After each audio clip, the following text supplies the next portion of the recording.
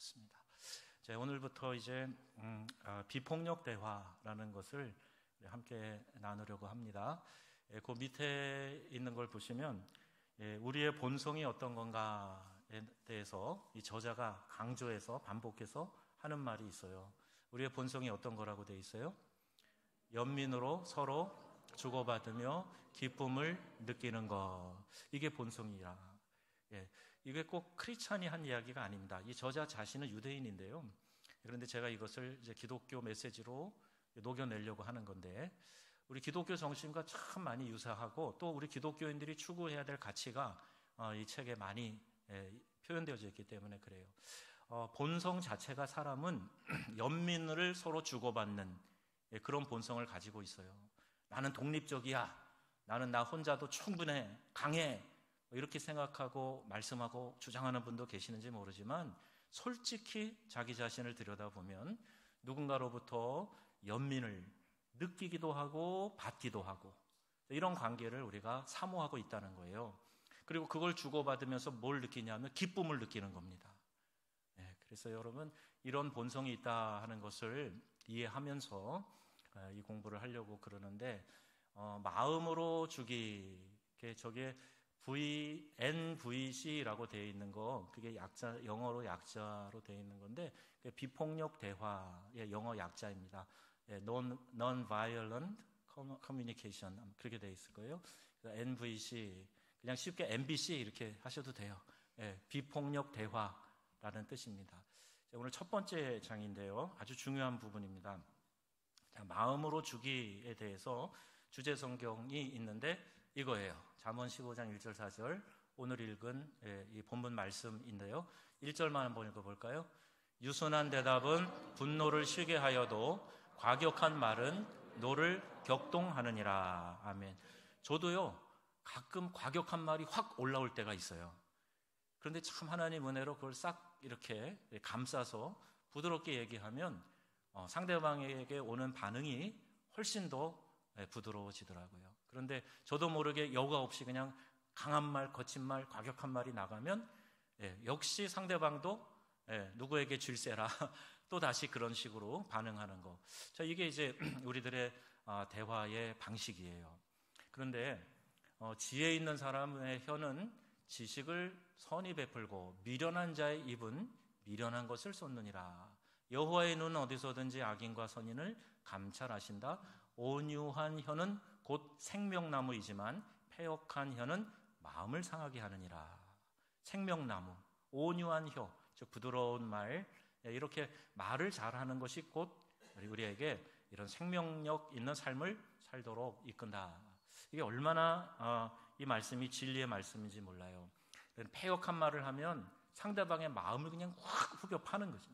그럼 그렇게 상처받은 마음은 그걸로 끝나느냐? 아니에요. 상처받은 것 때문에 나도 힘들고 이 상처가 쉽게 아물지가 않기 때문에 아프고 쓰리고, 그래서 다른 사람에게도 또 상처를 주려고 그러고 공격적인 본능이 이 안에서 막 꿈틀거리게 돼요. 기회만 있어봐라. 내가 반드시 갚아주리라. 이런 마음이 막 이 속에서 부글부글 끓게 되는 거예요. 그러니까 말을 얼마나 신중하게 잘 해야 하는가, 이미 성경에도 이렇게 가르쳐주고 계시지만 여러 또 심리학 그리고 통계 또 임상 이런 걸 통해서 정리한 내용들을 보면서 이 말씀과 이렇게 맞춰가려고 하는 겁니다. 여러분들에게 추천한 그 책 한번 찾아보시고 거기에 다양한 사례들, 우리가 잘못 사용하고 있는 언어의 방법들, 언어의 그 내용들, 이런 것들이 아주 많은 사례로 나오고 있는데 한번 책을 직접 읽어보시면 더 좋을 것 같아요. 우리 수요일 날도 교리 학습하고 있는데 몇몇 분들이 두꺼운 책을 사셨더라고요. 다 우리가 인쇄해서 나눠드리긴 하지만은, 그래서 내 책을 갖고 있는 것도 좋고, 수요일 날 교리 학습은 여러분들이 바인더로 꼭 묶어가지고 언제든지 다시 한 번씩 보셔야 유익이 있습니다. 오래 지속됩니다. 자, 이것을 하는 이유가 있는데요. 우리 명성교회 모든 성도들이 비폭력 대화를 통해서 첫째로 같이 읽을까요? 자신이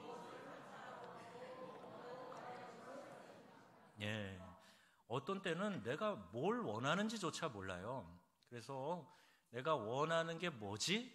하는 것을 정확하게 이해할 수 있는 그런 테크닉을 알려주는 거예요. 왜? 다른 사람이 뭘 원하는가를 내가 찾다 보니까 나도 내가 뭘 원하는 게 있구나 하는 것을 이제 발견하게 된다는 거예요. 또 두 번째 유익이 있는데, 그래서 두 번째는 솔직하고 명확하게 자신을 표현할 수 있다. 좋은 대화 방법은 말로 잘 표현을 하는 겁니다. 그냥 남이 알아주겠지가 아니에요. 알아맞힐 가능성도 있지만 매우 낮고 오해할 수도 있어요. 그러니까 내 자신을 그냥 그대로 진솔하게 명확하게 자기를 표현할 수 있는 그런 방법을 알려주는 것, 그것이 유익이고, 세 번째는요, 다른 사람의 이야기를 존중과 공감으로 귀 기울여 들을 수 있다. 비폭력 대화를 하려면 다른 사람을 공감해 줘야 되거든요. 공감해 주고 또 거기에 대해서 연민을 갖고 들어주고 하려다 보면 존중하는 마음을 가져야 되고, 그리고 귀 기울여 듣게 되는 거예요. 그래서 이 비폭력 대화, 이것을 한번 우리 몸에 체화되도록 이렇게 해보는 거 굉장히 중요합니다. 네 번째는요, 상대하는 사람과 사랑과 연민으로 깊은 관계를 형성할 수 있다. 아까 처음에 우리 인간의 이 본능에 대해서 얘기했잖아요. 연민을 주고받으면서 기쁨을 누리며 살고 싶은 본능이 다 있는 거예요. 지난 시간에도 제가 말씀드렸지만 목회도 기쁨 있는 행복한 목회를 하고 싶은 거고, 여러분이 교회에서 신앙생활 할 때도 기쁨 넘치는 행복한 신앙생활 하고 싶지 않으세요? 그게 우리의 다 본성이란 말이에요. 우리의 본성. 근데 이렇게 본성은 그런데 방법을 잘 모르니까 사랑하는 사람하고도 자꾸 마음에 상처를 주는 거예요. 이게 가정에서 아주 유용하게 사용될 겁니다. 사랑하고 관심이 많고 잘 아니까 안다고 생각해서 자녀들에게 폭력적인 언어를 많이 쓸 때가 있어요. 부부 사이에 나도 알지 못하게 폭력적인 언어를 쓰기 때문에 강요당하고, 그리고 폭력적인 언어를 듣게 되면 절대로 안 합니다. 말 자체는 아무 문제가 없는데 그 말 속에 강요가 있다든지 폭력이 있으면 본능적으로 그걸 거부해요. 그러니까 왜 그것 정도라도 못해줘? 이렇게 이야기가 나오게 되고, 서로 간에 이해하지 못하는 것 때문에 폭력적인 언어가 사용됐기 때문에 거부하는 그런 일들이 우리 가정에서도 많이 있기 때문에 이걸 잘 분석하고 익힐 필요가 있어요. 마셸 로젠버그가 이 책의 저자인데, 그분이 쓴 책 중에 갈등의 세상에서 평화를 말하다, 이런 제목의 책이 있는데, 그 책의 부제가 이겁니다. 부제이지만 이분은 이 신념을 확신하고 그의 모든 저서마다, 강연마다 이걸 강조하고 있어요. 거기 따옴표로 되어 있는 건데 읽어보겠습니다. 당신이 하는 다음 말이 당신의 세상을 바꾼다. 이야기할 때 어떤 말이 확 들어왔어요. 근데 그때 내가 그 말을 어떻게 반응하느냐, 그 다음 말 받아칠 거냐, 아니면 내가 그 말을 잘 이렇게 포용해가지고 긍휼의 마음으로 대꾸를 할 거냐. 그 다음 말이 세상을 바꾸는 거예요. 인생을 바꾸는 거예요. 그러니까 구체적인 이 방법을 우리가 좀 익혀야 돼요. 그리고 이거 1장, 2장, 3장 할 때까지는 여러분 마음에 조금 복잡할 수가 있어요. 왜냐하면 이거를 배우면서 나에게 먼저 적용하는 게 아니라, 맞아, 내 남편이, 맞아, 내 아내가 나에게 폭력적인 언어를 쓰고 있었네? 남이 먼저 보이기 시작할 거예요. 그러니까 처음엔 좀 불편하다 그래요. 그런데 4장, 5장 넘어가면은 이제 적용이 되면서, 이해가 되면서, 제가 이것을 공부하면서 여러분에게 이야기는 하고 있지만 저도 지금 계속 연습 중에 있습니다. 연습 중에 있는데 제가 쓰는 폭력적인 언어는 잘 안 보이고 제 아내가 저에게 하는 폭력적인 언어는 너무 뚜렷하게 보여요. 오늘 아침에도 2번 그거 폭력적인 언어인데, 그랬더니 제 아내가 나 비폭력 안 해. 나 그냥 폭력할 거야. 아이고 답답해. 이렇게 반응하더라고요. 여러분도 답답하실 수 있어요. 하지만 여러 이제 임상에서 경험이 했듯이 조금 인내하시면서 따라오시면 굉장히 좋은 결과를 우리가 좀 기대해 볼 수 있을 거다 생각합니다. 저도 이제 수요 예배도 하루 종일 PPT 만들고 이제 교환 이제 준비하는데, 이것도 하니까 이제 막 굉장히 시간이 많이 쫓겨요. 그래도 여러분들에게 유익이 있다 그러면 막 시간을 쪽쪽쪽쪽 쪼개서라도 하려고 하니까 여러분들이 잘 따라와 주시면 좋겠습니다. 칼 융이라고 하는 심리학자가 있죠. 근데 칼 융을 비롯한 그 계열의 심리학자들은 어떻게 이해를 하고 있느냐 하면, 갈등과 침략은 일종의 불가피한 선천적인 악이다. 이렇게 정의를 해요. 사람 사는데 인류 역사에 얼마든지 갈등이 있지? 침략, 전쟁이 인류 역사가 전쟁의 역사 아니야? 이러면서 불가피한 선천적인 악이다. 인간이 악한 존재로 태어난 건 맞아요. 그러나 이렇게 정의를 합니다. 그래서 선한 전쟁 뭐 이렇게 이야기를 해요. 갈등을 불사한다는 거죠. 말하자면 어쩔 수 없다는 거예요. 그런데 여러분, 성경은 뭐라고 말씀하고 있습니까? 근데 성경에는 이렇게 말씀하고 있어요. 예수께서 이르시되 내 칼을 도로 칼집에 꽂으라. 칼을 가지는 자는 다 칼로 망하느니라. 베드로가 그 대제사장의 종 말고의 귀를 자기의 그 칼로 쳐서 귀를 떨어뜨렸어요. 그러니까 예수님이 내 신복이 나를 위해서 저렇게 용감하게 나서줬네? 이렇게 하신 게 아니고 칼 집어넣어 베드로야. 칼을 쓰는 자는 칼로 망하는 거야. 폭력을 쓰는 자는 폭력 때문에 곤란하게 되고 망하는 거야. 그러니까 우리 안에 있는 이런 공격적인 본성을 예수님이 인정하신 게 아니라 그렇게 하면 안 된다 책망하시잖아요. 그러니까 말씀대로 우리가 살아야 됩니다. 네가 그렇게 했기 때문에 내가 이렇게 한다. 이거는 성경의 방법이 아니에요.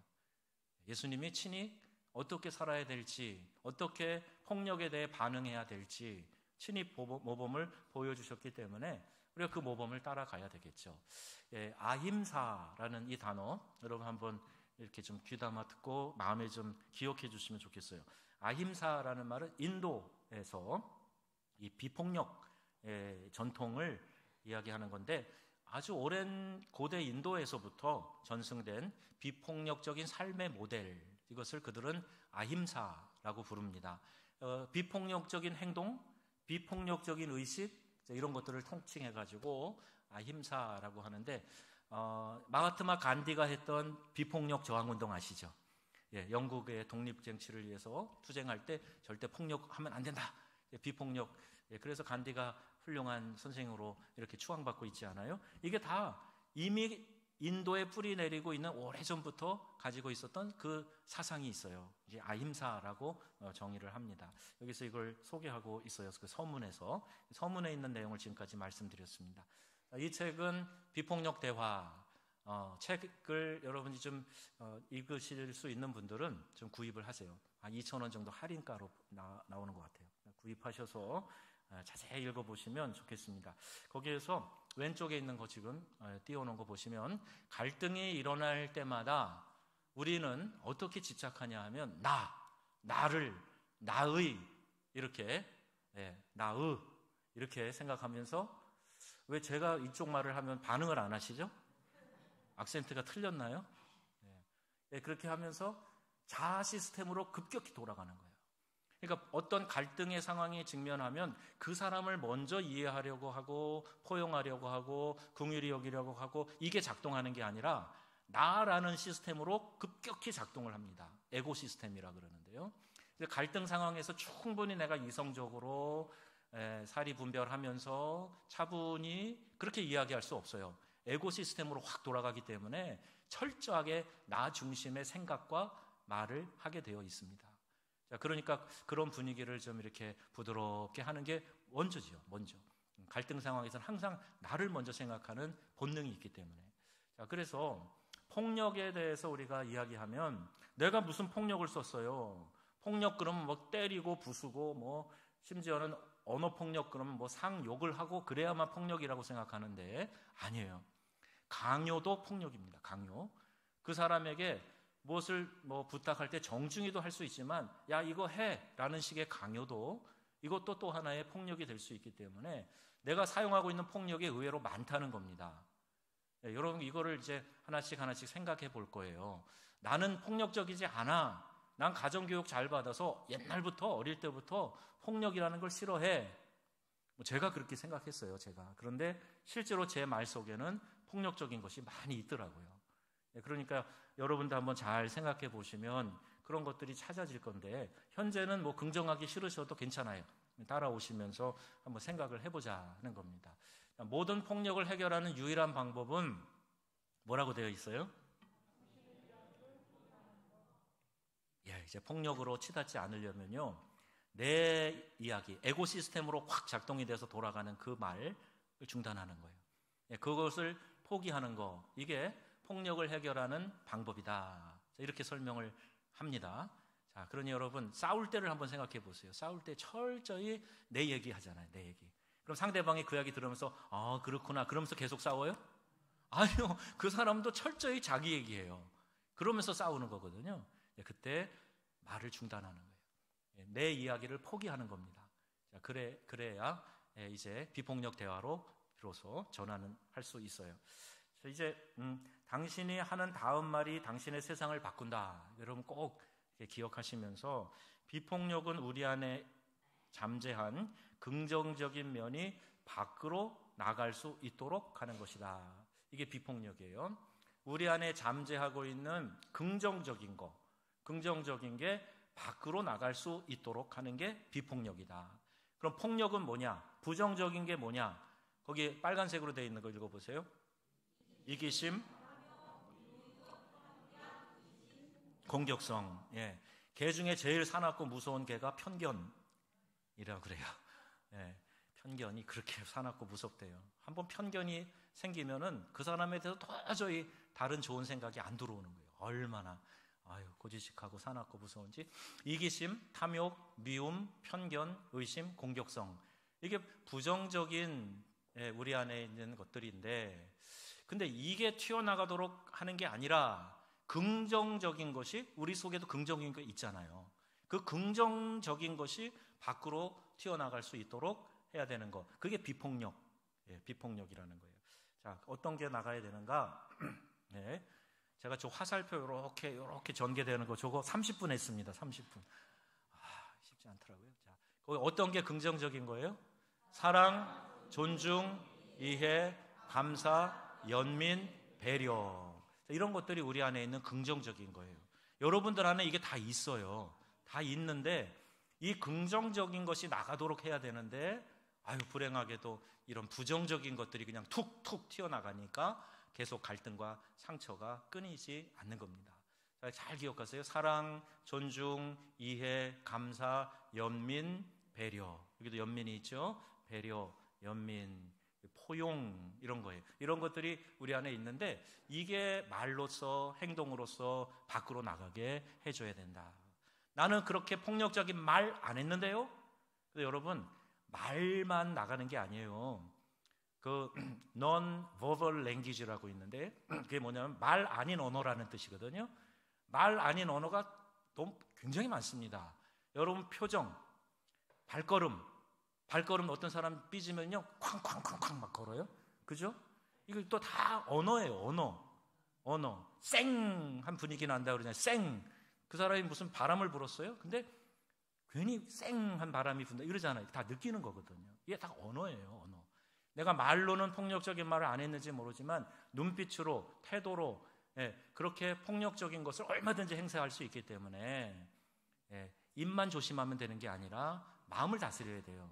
이 마음속에서 뭐가 나가야 된다고요? 사랑과 존중과 이해, 감사, 연민, 배려, 이런 것이 나갈 수 있도록 하는 거예요. 이 훈련이 좀 필요합니다. 훈련이. 그냥 천성이 좋아서 이게 좀 잘 되는 사람도 있지만 그래도 완전하지 않아요. 훈련을 잘 하면은요, 부정적인 것들은 감춰지고 긍정적인 것들이 다른 사람에게 이렇게 전달되게 되는 거예요.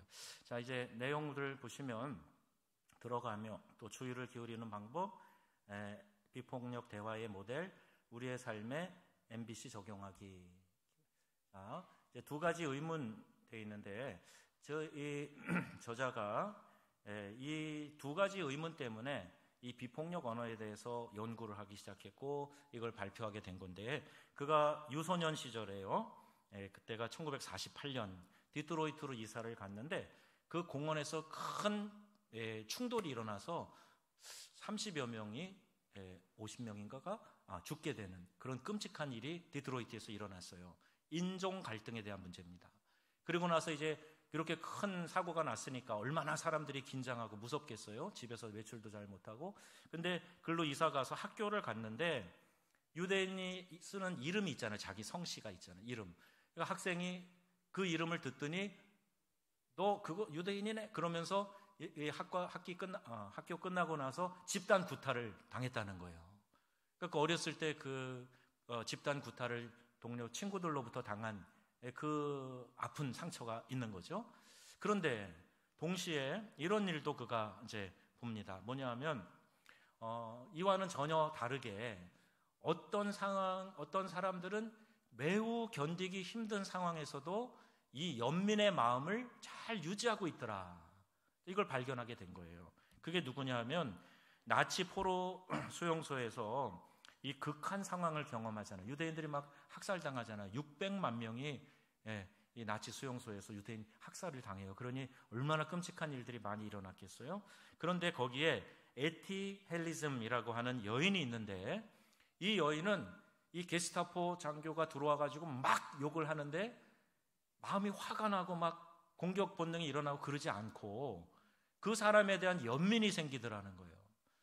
그 사람이 무섭지 않았느냐 그랬더니 아니 무섭지 않았어요. 그 사람도 똑같은 사람이고 그리고 그 사람이 무엇인가 마음에 상처가 있고 또 자랄 때 어떤 아픔이 있었기 때문에 저렇게 사납고 무서운 사람이 된 거 아닐까 하는 그런 마음이 들었고 저 사람이 그대로 세상에 나가면 얼마나 위험한 사람이 될까에 대한 염려 때문에 이 긍휼의 마음, 연민의 마음이 생겼다 하는 거예요.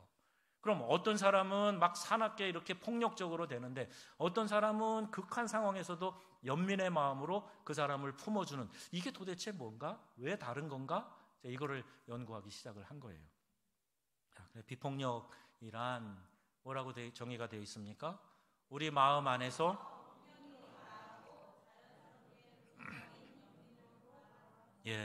폭력적인 마음이 가라앉고 자연스럽게 우리의 본성, 처음에 얘기했던 그 본성, 연민으로 돌아간 상태, 이게 비폭력이라고 정의를 했어요. 그럼 비폭력 대화, MBC 대화는 어떻게 하는 건가에 대해서는 이렇게 말합니다.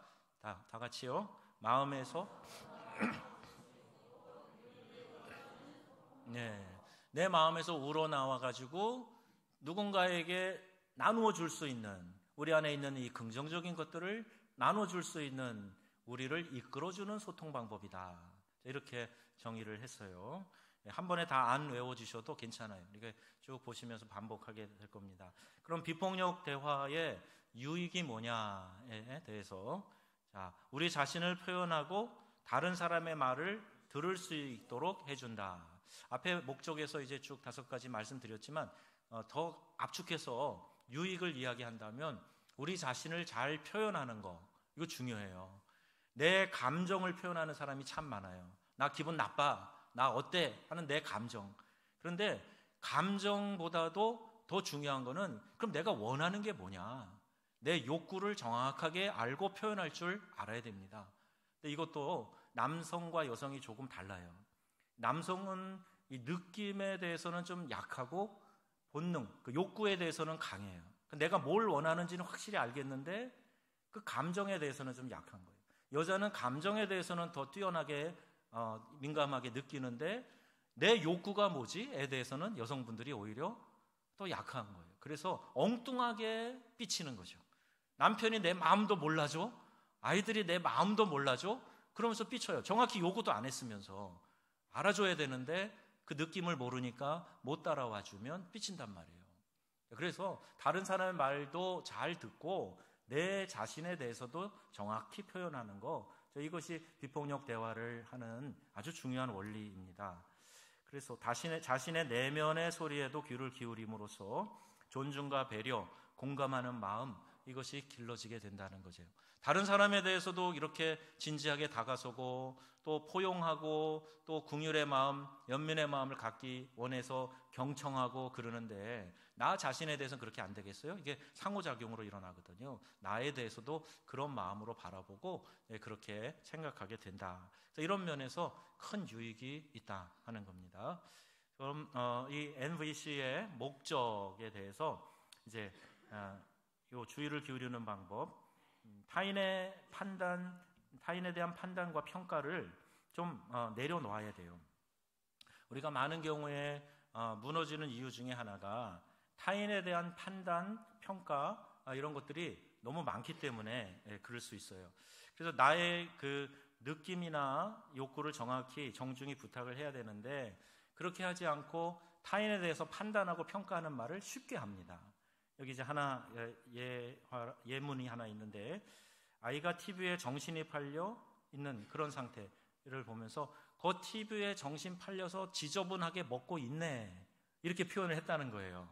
이제 한 분이 자기가 그렇게 표현을 한 거예요. 그럼 이 표현 자체가 얼마나 많은 평가와 판단이 이 안에 들어가 있는가. 사실 자기가 원하는 거는 같이 쓰는 테이블이니까 좀 깨끗이 같이 사용했으면 좋겠다, 그게 욕구잖아요. 그런데 그것에 대해서 말을 정확하게 해야 되는데 그게 아니라 너 지금 그렇게 더럽히면 어떡하냐라는 판단과 정죄, 이런 것들을 담아서 이야기를 하고 있는 자기 자신을 보게 된 겁니다. 그런데 의외로 이런 식의 판단이 우리 안에 많이 있어요. 그래서 그거에 대해서 이제 변명하면서 물러나거나 내가 언제 그랬어? 라고 반격하거나 이 두 가지 양상으로 우리가 나타나게 됩니다. 변명하면서 물러날 수도 있고 또 안 그랬다고 반격할 수도 있겠죠.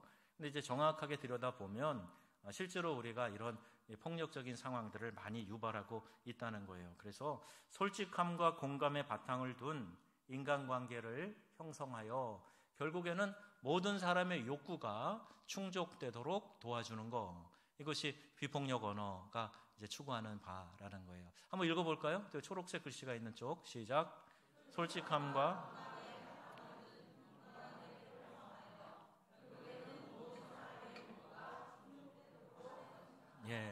욕구가 서로 상충될 때가 많이 있어요. 그래도 절충도 할 수 있고 서로에게 이해를 구하면서 내가 가지고 있는 욕구가 잘 충족될 수 있도록 서로 공감해주고 도와주는 거예요. 그러려면 나도 내가 가지고 있는 원하는 바가 뭔지, 욕구가 뭔지를 정확하게 알고 그것을 말할 수 있어야 하는 거죠. 자, 이제 여기 이 도표를 통해서 한번 설명을 해볼게요. 우리가 먼저 생각할 것이 관찰입니다. 관찰. 뭐라고요? 관찰. 잘 보는 거예요. 관찰.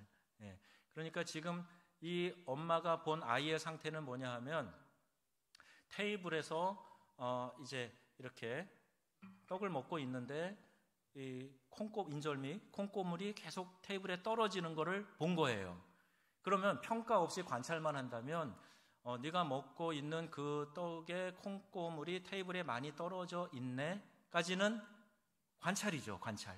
거기에 대해서 뭐 더럽다 어쨌다 이런 표현이 없잖아요. 평가 판단이 없는 거예요. 그러니까 관찰한 것에 대해서 실제로 무슨 일이 일어나고 있는가에 대해서 정확하게 그거에 대해서만 이야기할 수 있어야 됩니다. 내가 지금 관찰한 내용에 대해서. 근데 우리는 관찰한 내용을 이야기만 하는 경우가 많지 않아요. 이야기할 때 꼭 내 평가가 들어갑니다. 거기에. 그렇게 하면 안 되잖아 하면서 더러운 손으로 먹고 있네 하면서 내 평가가 자꾸 들어가는 거예요.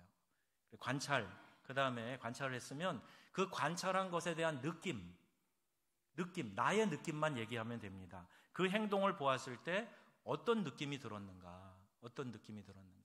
나는 그렇게 지금 네가 손을 씻지 않고 음식을 이렇게 먹고 있는 모습에 대해서 조금 요새 이렇게 그런 게 많으니까 또 조금 이런 전염병이나 위생 문제 생기지 않을까? 그런 생각이 들었어. 그러니까 나의 느낌이에요. 느낌만 이야기하는 거예요. 너 하고 판단하는 게 아니라 내 느낌을. 그래서 그렇게 이야기를 한 다음에 그 다음에는 욕구를 이야기하는 거죠. 그 느낌이 내면의 어떤 욕구와 연결되는가. 지금 이 엄마의 느낌은 뭐예요? 가족이 쓰는 식탁이니까 누구나 다 쾌적하게 거기를 사용할 수 있었으면 좋겠다라는 욕구가 있는 거잖아요. 그런데 그 그것을 뒤로 감추고 그냥 내 감정만 아이에게 푹 질러버리는 그런 경우들이 많이 있어요. 그러니까 엄마는 이 테이블을 우리가 다 같이 사용하기 때문에 깨끗이 썼으면 좋겠는데 내 욕구를 이야기하는 거죠. 내 욕구에 대해서. 그리고 나서 그 다음에는 무엇이 필요할까요? 부탁을 하는 겁니다. 그렇게 하려면 어떻게 할까? 이제 부탁을 하는 거예요. 접시를 하나 가져다가 그 접시에다가 받쳐서 먹으면 어떨까? 그랬으면 좋겠는데 이렇게 부탁을 해보는 거예요. 그런데 엄마랑 자녀가 사이가 좋으면 네 엄마 그리고 하겠죠. 그런데 아이들이 다 그런가요? 이런 아이 저런 아이 다 있잖아요. 그래가지고 뭐 싫어가지고 말도 안 하고 있는다든지 뭐 들은 척만척 한다든지 그러면 그때는 이제 엄마가 접시를 하나 가져다가 주면서 한번 이렇게 사용해 보면 어떨까라고 부탁을 하는 거예요. 자, 요 네 가지, 네 가지 시작. 관찰, 느낌, 욕구, 부탁. 요 네 가지 원을 잘 기억하시면 됩니다. 지금 이제 한 번에 다 되지는 않겠지만 어떤 상황에 대해서 여러분이 관찰하셨으면 관찰한 거에 대한 내 느낌은 뭔가? 불편한 건가? 좋은 건가? 저는 오늘 좋은 느낌을 하나 말씀드렸어요. 여러분들이 이렇게 기도할 때 참 제가 은혜로웠다라는 제 느낌을 이야기를 했어요. 그리고 욕구는 온 교우들이 뭐 이렇게 다 같이 성장하면서 기도가 깊어지면 좋겠다. 그런 마음이 있겠죠. 그리고 부탁을 뭐 어떻게 부탁해요? 내일부터 새벽 기도도 나오세요. 공예배 나오세요. 기도도 해야 늡니다. 이런 건 제 부탁이죠. 그런데요, 이제 이 부탁도 잘해야 됩니다. 강요가 되어지면은 부탁받는 사람이 느끼는 것은 폭력적인 언어로 느끼는 거예요. 그러니까 이 부탁하는 부분도 잘 주의를 기울여야 되는, 그것도 이제 다루게 됩니다. 이제 중요한 것은 이 MVC의 두 가지 측면이 있는데, 첫 번째 어떻게 표현하기? 솔직하게 표현하는 겁니다. 내가 관찰하고 느끼고 또 나의 욕구와 또는 거기에 대한 해결 방법에 대해서, 부탁에 대해서 솔직하게 표현하는 거예요. 내가 가지고 있는 욕구와 느낌은 언제나 옳다라는 생각을 가지세요. 너무한 거 아니에요? 아니요. 내가 가지고 있는 느낌과 평가는 내 거잖아요. 그러니까 이게 틀렸다고 생각하시면 안 됩니다. 내 느낌과 그리고 내 욕구는 옳아요. 그런데 여기서 끝나면 안 됩니다. 두 번째는 뭐예요? 공감하기. 그러면 다른 사람이 가지고 있는, 상대가 가지고 있는 욕구와 느낌은 어떻다? 그것도 언제나 옳다. 이렇게 생각해 줘야 되는 거예요. 나는 옳으니까 너는 틀렸다. 이렇게 되면 이게 문제가 되는 겁니다. 그래서 나도 내 느낌과 내 욕구는 옳지만 당신이 가지고 있는 느낌과 욕구도 옳습니다. 이런 전제하에 대화를 하게 될 때, 그때 이제 비폭력 대화가 충분히 가능할 수 있다. 이 말씀이에요. 자, 요약을 해보겠습니다. 지금까지 한 이야기 전체의 요약입니다. 한번 같이 읽어볼까요? MVC는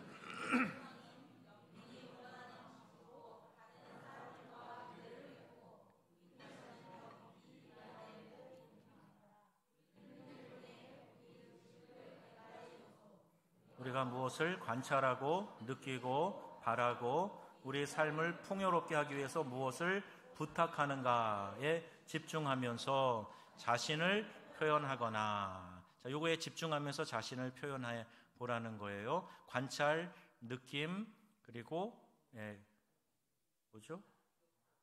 욕구, 그 다음에 부탁. 이것을 집중하면서 내 자신을 거기에 대해서 표현하거나, 또 계속해서 다른 사람의 말에 귀 기울이는 방법을 배우게 된다. 깊이 듣고 존중하고 공감하는 자세를 길러주고 진정으로 서로 주고 싶은 마음이 생기게 한다. 더욱 깊이 있는 인간관계를 나누기 위해 사용할 수 있다. 업무나 정치에도 이용한다. MVC는 전 세계 분쟁 지역을 중재하는 데 사용한다. 책에 보면 이런 본인의 이제 경험담이 하나 나와요. 이 마셜 박사가 이 팔레스타인 분쟁 지역에 이제 가게 됩니다. 누가 파견을 했는지 거기 가서 그 사람들한테 이렇게 가는데, 그 사람들이 막 처음부터 격한 말로 말하자면 욕하는 거죠, 이 사람을. 그러면서 뭐 살인자 뭐 해가면서 막 악한 말들을 막 쏟아냈어요. 근데 이제 그때 거기에 대해서 상처받고, 그리고 나도 거기에 대한 반격하는 말을 한다든지 우리가 뭘 잘못했느냐 뭐 이런 식으로 얘기하지 않고 들어본 거예요. 그러니까 우리 아이들은 시궁창에서 놀고 있고 이런 책 한 권 없이 학교도 다니고 있고, 그런데 당신들은, 근데 이제 이분이 미국 사람이니까 미국에서 이제 이 전쟁을 지원한 그런 증거들이 있잖아요. 체류탄 쏘고 막 그런데 보니까 Made in USA, 미국 제품이라고 써 있고, 그러니까 당신 미국 사람이 여기 와서 뭘 하겠다는 거요. 막 그럴 때 그 이야기를 들으면서 이래서 마음이 상하셨다는 거죠. 그래서 이런 것 때문에 자녀들을 염려하시는 거군요. 자, 이렇게 공감해주고 들어주고 하면서 나중에 이제 그 대화가 이제 깊어지게 되니까요. 이 사람들이 라마단 금식 기간에 저녁 식사를 이렇게 성대하게 먹잖아요. 거기에 초청해가지고 식사도 같이 나누면서 그 사람들과 이렇게 갈등을 중재하는 역할을 잘 하고 왔다 하는 이야기가 책에 실려 있어요.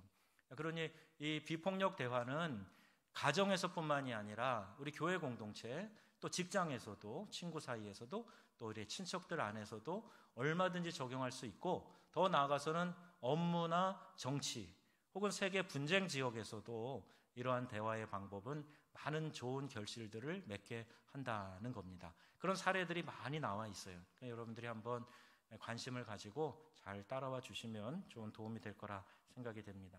자, 그럼 우리의 삶에 어떻게 이것을 적용할 것인가?